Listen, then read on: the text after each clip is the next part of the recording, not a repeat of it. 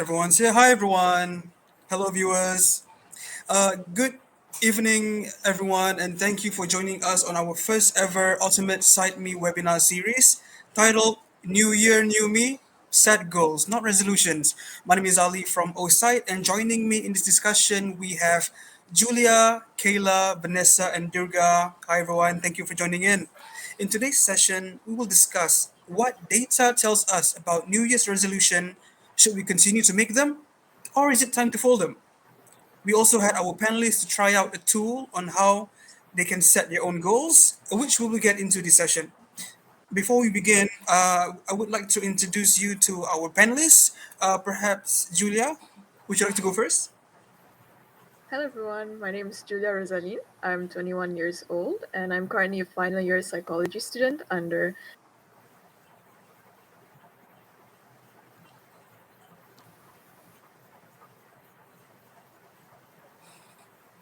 Oh, there was a bit of a cut off just now, Julia. I'm so sorry. Can you repeat that, please? Oh, I'm so sorry. It's okay, Okay, Julia. hello everyone. My name is Julia Rosaline. I'm 21 years old and I'm currently a final year psychology student under the Sunway Lancaster University degree program. All right, fantastic. What about Vanessa? You next? Hi, I'm really excited to be here today, and same as Julia, I'm Sunway University taking psychology, and yeah. All right. Kayla? Thanks, Ali. Hi, everyone. Anyways. My name is Kayla, and I'm also currently studying in Sunway University and currently an intern with OSIC. And thank you, everyone, for tuning in. I'm going to pass it to Durga. All right. Thanks, Kayla. Hello, everyone. My name is Durga. I'm 21. I'm also a psychology student at Sunway University, as well as currently an intern at OSITE. Fantastic. A great thank you to all of our panelists today. We really appreciate if all of you for spending time with us here today. Now, a quick reminder to our audience, feel free to put in your thoughts and comments in the chat function, and we will try to address them throughout the session today. Now, let's begin our discussion now. So, entering the third week of 2023, I believe most of us are still immersed in the joy of the new year. So I'm sure you've seen your friends on social media, Instagram or Twitter, posting their New Year, New Me posts or posting about their New Year's resolution. So if you are like most people, I guess for the first few days of January or perhaps on the last few days of December, you probably set up your New Year's resolution. Yeah. So, according to the Cambridge English Online Dictionary, New Year's resolution, it is a promise that you make to yourself to do something good or to stop doing something bad on the start of a brand new year. Now, I wonder if our panelists today have a New Year's resolutions of their own. What about you, Durga? What is your New Year's resolution? So, my resolution for this year is to live a more healthy lifestyle and get more active, as I haven't been really doing this in the past years due to focusing more on my studies. Yeah, so this year I plan to lead a more active lifestyle. All right, fantastic. What about you, Kayla? To me, it's kind of similar to Durga because we are in the same semester and all. And I believe that for the past few years, because of COVID, because we've been at home, I feel like there isn't a balance between having a healthy lifestyle in terms of exercising and all, as well as my studies. So I focus a lot more on my studies, staying at home, sitting in front of my camera. So for this year, my New Year resolution is to just go out to live a more healthy lifestyle and then to strike a balance between my studies or eventually would become work, I would say, together with my life lah. So just to get everything balanced for me, and maybe I'll pass it back to you, Ali. All right. Yeah, I think it is amazing that both you and Durga have that New Year's resolution to be more healthy, especially since COVID has passed. Yeah. So I think it allows us to be more active, go jogging, exercise, be more outdoors. Yeah, So that is a very definitely. great New Year's resolution. What about you, Vanessa? Not make any resolutions for this year because from personal experience, and I think this year I'm just planning to take one day at a time and less pressure on me to take one day at a time, and I don't end up feeling bad about myself for not achieving my resolution. So yeah, one day at a time Okay, for okay, me. understandable. And yourself, Julia? I guess somewhat the same for me as well. Didn't start off the year with very specific resolutions. I just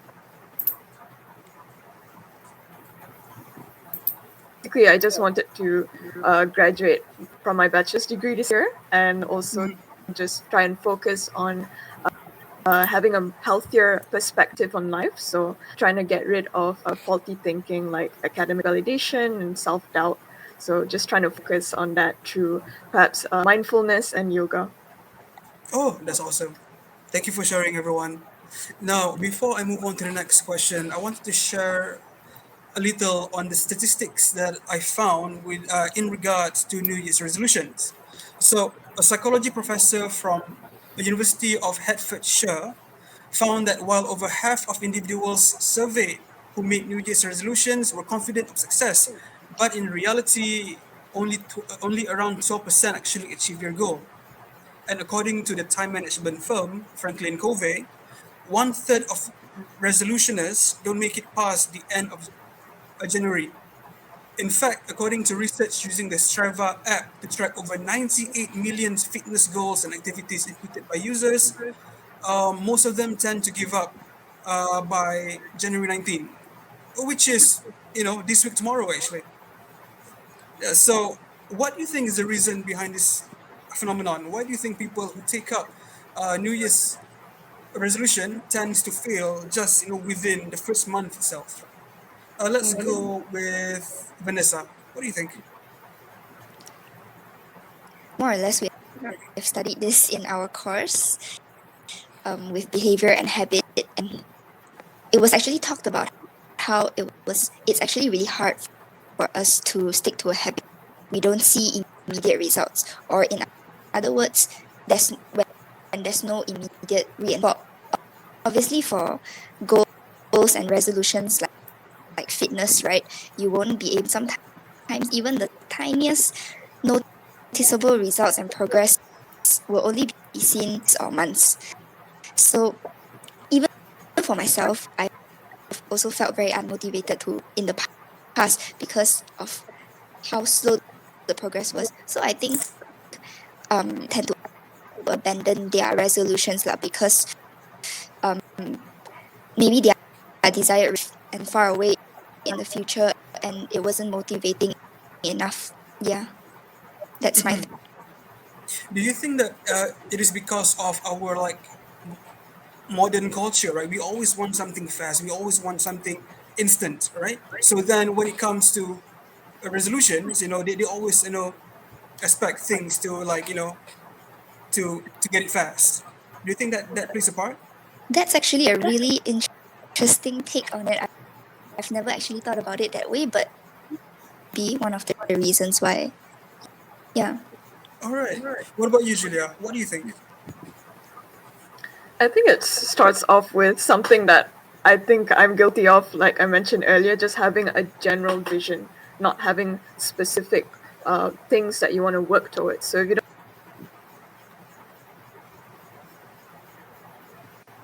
you don't know where you're going. And I think when you have things that aren't clearly defined, then automatically you're going to end up being very swept away by how busy life is. Because with resolutions, the commitment is to yourself. You're not responsible to anyone else in order to follow through, unlike other tasks in life. So it ends up being more of a matter of self-prioritization. So at the end of the day, do you have time to prioritize yourself in order to actually follow through with your resolutions? Right, right. Priorities, right? Yes, correct. What about Kayla? What do Actually you think? resonate. Yeah, thanks, Ali. I actually resonate a lot with what Vanessa and Julia also Julia mentioned, but maybe I can top up a little bit. Mainly for me, I'm speaking based on my experience myself. So at the beginning of the year, there is this fresh start effect where I'm very motivated to just start off with something great, and then I imagine everything to be so great. I only think of the good stuff, the bright side about it, but I never really thought of what are the efforts that I really need to put in. And eventually, because like Vanessa said, the excitement slowly dies off, and then the result isn't immediate, and I eventually give up on it. I would say the reason behind this is because like Julia said, there is no specific step, and I would say that because we are very busy with our day-to-day hustle, we have to go into work, and then we Mhm, slowly mhm. forget about it, and there's no one there, or there is no cue or clue that is reminding us that hey, that's your new year resolution, you should be doing something about it. Like, no one is reminding us, and we slowly forget about it, and yep, and that's how we ended up not succeeding in achieving our resolutions, I would say. Yeah. So I guess it all boils down to like making time for your Mm, goals, right? Yeah, yeah, definitely. we are so like busy with our work, our own personal thing that sometimes trying to do something good for ourselves, might be a bit hard, right? Luxurious, and it's very Yeah, hard. Yeah. true, true. What about you, Mm, Durga? I think my opinion is similar to what Julia and Kayla mentioned, because I think sometimes the goal or resolution is too big as a whole, so that people don't really have a plan on how they want to achieve it. So, personally, I feel like it's better to actually break down the goals into smaller goals and like also plan the action steps towards the goals. Yeah. Right, right. Thank you, Durga. Thank you, everyone, for sharing. Now, in short, I would say that most of the time, New Year's resolution they're like a vague expression of hope. It prevents you from setting up your own practical plans to achieve your goals. So what that means is that if you can't picture the results, so then you don't even know if you can succeed it. Yeah, I hope that makes sense. But yeah, so this explains why more experts are advising us to make goals rather than resolutions. So compared to resolutions, goals they are more action oriented, more action focused. So it makes it easier for us to develop a strategy to achieve goals rather than achieving resolutions. So, however, it might seem a bit intimidating when we think about setting goals for ourselves, especially because of how action oriented it is. So, do you guys feel that way too? When you set your own goals, right? Do you feel overwhelmed or intimidated? Instead of mm, saying like, I wanna like be fit, right? But for goals, it could mean like I want to lose 10 kgs, right? How do you want to lose that 10 kgs? For example, do you mind if What- I go first? please go ahead. Thanks, Ali. I personally think that, like you said, to set resolution is always the right side of thing. But then when it comes to setting goals, it boils down to how are we going to strategize? How can we achieve the plan? And most importantly, the most daunting part that I feel is because of the self discipline that we have to have when setting the goals. You have to know about yourself very well, and later on, as you try to work towards your goal, it's the self discipline that have to keep you going. And I believe it's a bit daunting to me because sometimes I lost my self discipline for a little bit, and then I just lost track, and then I totally forgot about it. So to me, I would say it's quite daunting at first, but once I started, and then once I'm on the right track, I believe I can achieve my goal. Yeah. Thanks, Okay. Ali. Anyone else wants to share about their experience in trying to set up your own goals? Do you face I any? If I can Vanessa, you chime wanna go in. first? Oh yeah, do you mind if I go first, Julia? Please, please. Or do you want to? Okay, yes, Go ahead, go ahead. experience with health and fitness goals and pointers. Maybe I have some pointers for everyone here, and on how to like stay consistent and like everyone. I found it very hard to remember for the past 3 or 4 years. I've always tell myself, yes, today is the day I'm going to start working. Every time I make that goal, it will just last for 1 week, and then I'm done after that. And it's just that I am just so unmotivated to continue. And and at the time I was working out at home, and so about 4 to 5 going to the gym with my friend, and my friend goes to the gym every day, and he teach me how to use the equipment to plan my workouts and to go with me every day. Motivation to go, like Kayla said, because your own is gonna tell you, hey, today you need to achieve something, but in my case, to tell me, oh, let's go today. I'm going today. You come follow me. So that how I managed to stay consistent even until now. So yeah. Would you say that it is because of like a support system that you have, like your friend, your buddy who Yeah. helps you Yeah. push you through? Yeah, it's exactly at the start. It's very intimidating and very scary. Mm-hmm. So it helped a lot. Yeah. That's great. What about you, Julia? I think, yeah, I completely agree with Kayla and Vanessa. Of course, effort and consistency is essentially what is really needed if you want to actually follow through with your goals. But I think one thing that we also have to consider is what makes it so daunting is sometimes just mental blocks that you have for yourself. I think when you basically set goals for yourself, there's always a fear of failure that you're not actually going to be able to follow through with what you've set for yourself, and not following through with that goal essentially leads to self-guilt. So it goes through that cycle of I'm scared of failing, now I'm scared that I'm just gonna feel so guilty about myself for not actually doing the goal as that I set out to do. So I think it really just boils down to, take the first small steps towards that goal, make it realistic and feasible kind of goals, and just try and practice more self-compassion. Take a step back, start anew, so that you can actually take steps forward. Right. So that's the key words there, right? The fear of failure. Yeah. Yes, yeah. So I guess most people they acquiesce to defeat before they even begin. Yeah. So taking that first step, it's really important. What about you, Durga? Yeah, What do you think? I agree with you. Yeah, starting is always the hardest, like for any task. It's easy to set goals, but like once you start planning, you tend to question yourself whether the goal is realistic or not. Um, yeah, are you able to succeed at that goal? Right. Thank you for sharing, everyone. No, not to worry, because in reality, setting goals, it doesn't have to be complex. It doesn't even have to be hard. So, but provided that if you have the right tools for it. And with that said, I'd like to introduce to our viewers the Wheel of Life, one of the best tools that you can use to make goal settings easier. Now, if I can share my screen over here.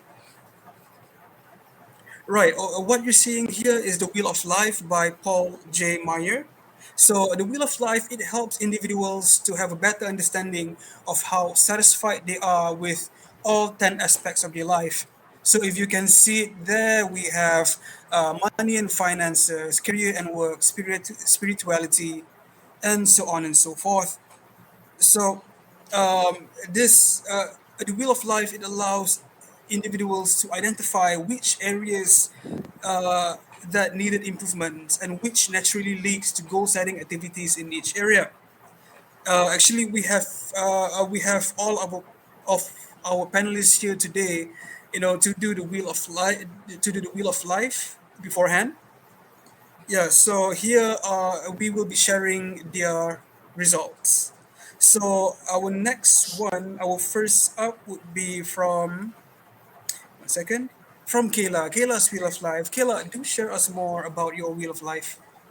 Yeah, sure. Thanks. I would say, as you guys can see, my wheel of life. Imagine that if this is a wheel, it's gonna be a very bumpy ride because the balance is not there. I think I score pretty high on things like family relationships with friend and family, but I didn't really score very high for aspects like spirituality, money and finances, career and work, that side. So if it's a wheel, like I said, it would be a bumpy ride. And I really like using the wheel of life because most importantly, because to me initially to me, life is just about work and non-work. And I totally forget that there are a lot of aspects within the non-work dimension, where it boils down to spirituality, health and fitness, environment and community.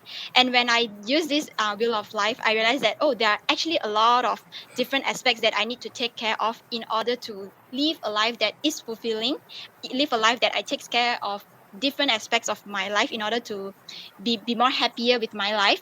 So by using this wheel of life, I spotted areas that I'm lacking of, and then later on for the desired state, I try to plot what kind of life that I want, how much emphasize or priorities I want to give to different aspects of my life, and eventually I come up with the desired state wheel of life. And yeah, if do you mind if I just go a little bit into like some aspects, Ali? Please, go Yeah, ahead, go ahead. oh, okay, cool. Because I'll be graduating very soon once I finish up this internship in March, and I think the something very concerning to me is my career and work, which eventually would relate back to my money and finances, and that's why I scored pretty low for the current state, and I really wish to push that to really want to put a lot of emphasis for these two aspects, career work and also finance. So that's why at the desired state, I really I plot it very high to make sure that I put more effort into these two aspects of my life, lah, basically. So yeah, that's all from me. Ali, passing All it right. back to you. That is fantastic. Thank you for sharing, Kayla. Perhaps if we can move on to the next wheel of life from our participants. Julia, yours looks interesting as well. Do share. When I first did the Wheel of Life, when I got the results, I was pleasantly surprised at my state because I really expected the gaps between my current state and desired state to be completely, like, drastically different. So when I actually got the results and I saw, oh, my current state is not too imbalanced, it was actually quite a positive take for me because my expectation was, oh, I'm gonna have, so having it like visualized this way actually gave me kind of the encouragement to think, reflect on my life and see that, oh, maybe there are certain things that I am on the right track, I'm doing the right things, basically leading to what I actually want in my life. But if I basically go into specifics, I think it's similarly to Kayla. I'm going to graduate this year. So my main thing that I really want to look towards is finance and career. And I think they go hand in hand as well. So finance, because I'm currently financially dependent. So I would really like to time job that I'm truly passionate about. And actually another one is growth and learning because I actually intend on pursuing my studies in neuropsychology. So there's still a lot more for me to actually learn. And I think that's basically the most significant gaps at the moment.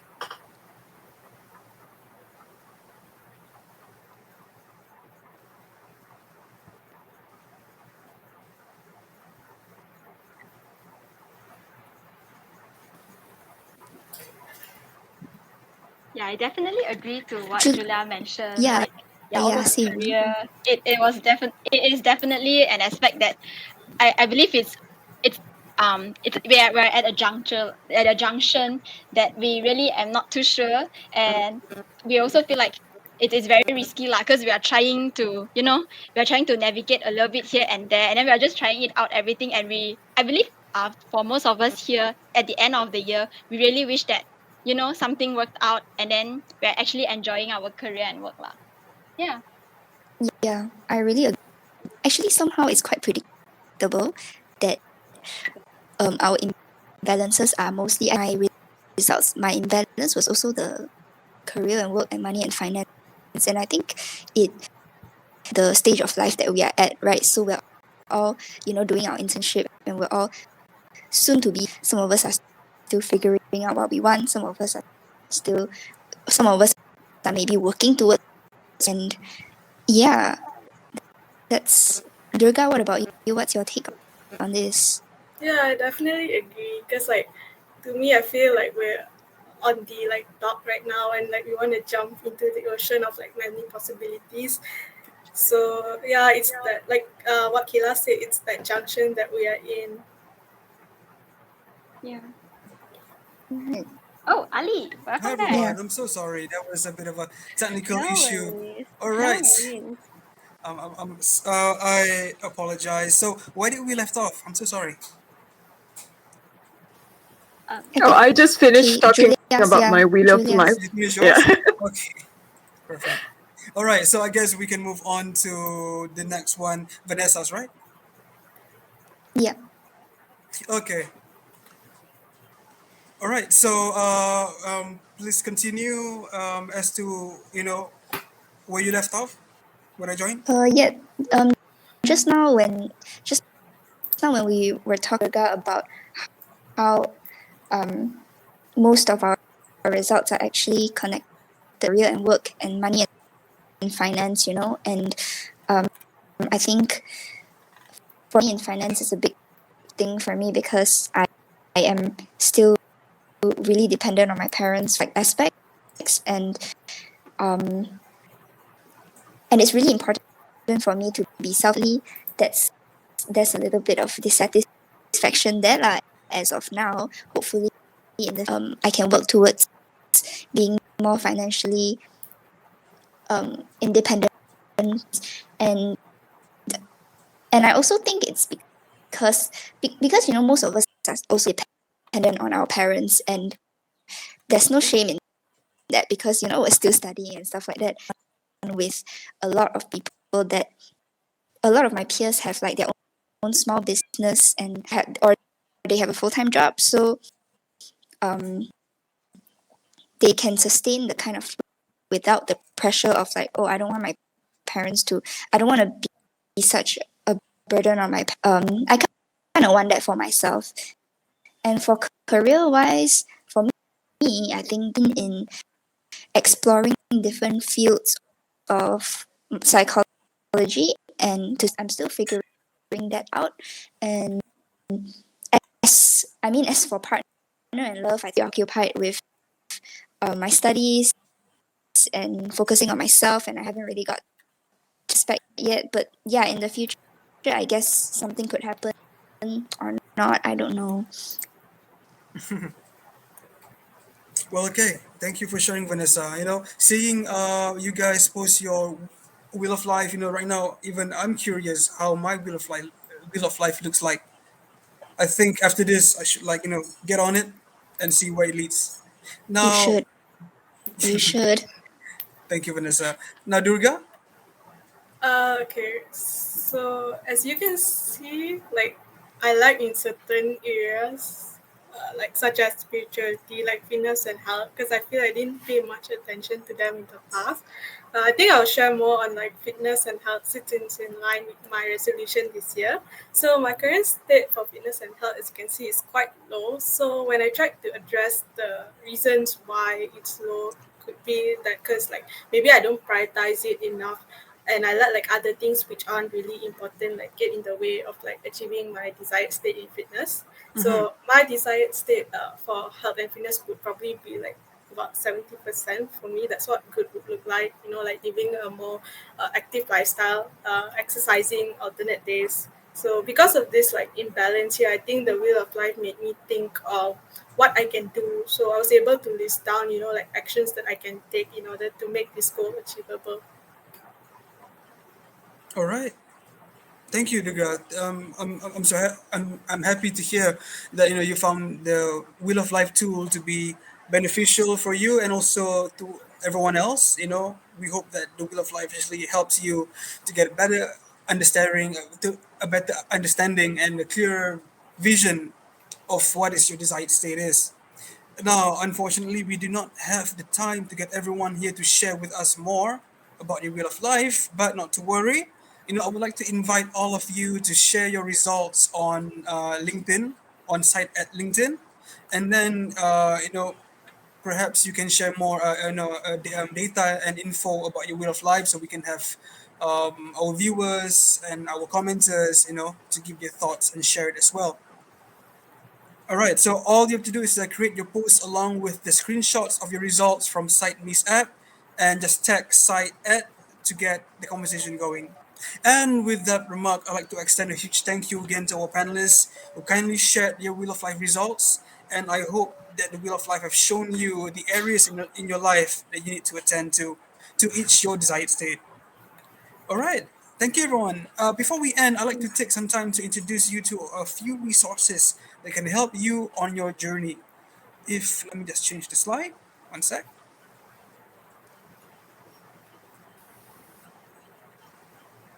All right. For those of you who are interested in learning more about the Wheel of Life tool, do check out our site at LinkedIn as we have published an article titled "Don't Reinvent the Wheel of Your Life, Just Realign It." Right. So again, just go to the site at LinkedIn and you can find the article for you to read more about the Wheel of Life. You can also check out Cite Me, which is our app. Right. Cite Me, it is OSITE's official mobile application where we offer various psychological assessments, just like the Wheel of Life, to help you on your journey towards building the life that you want. And at just 9 ringgit and 90 cent, you can have access to the assessment for your self discovery and personal growth. Not only do you get to see your results immediately, you will also have access to the guidebooks that contain more comprehensive information about the assessment. And in the guidebook itself, you can also find what are some of the evidence-based interventions that could help that you could start applying to yourself. So for those who are interested, you can access our app at app.o-site.com, or you can scan the QR code on our screen right now. And with that, I would like to end our webinar today. I would like to extend our gra- gratitude to our panelists, Kayla, Julia, Vanessa, and Durga. And I hope that this has been a worthwhile session for all of you. And I hope that you're all able to take away important knowledge to better your own lives. Thank you for joining us today and have a good day, everyone. Thanks. Thank Thank you. you. Thanks, everyone. Have a nice day. Bye. Bye.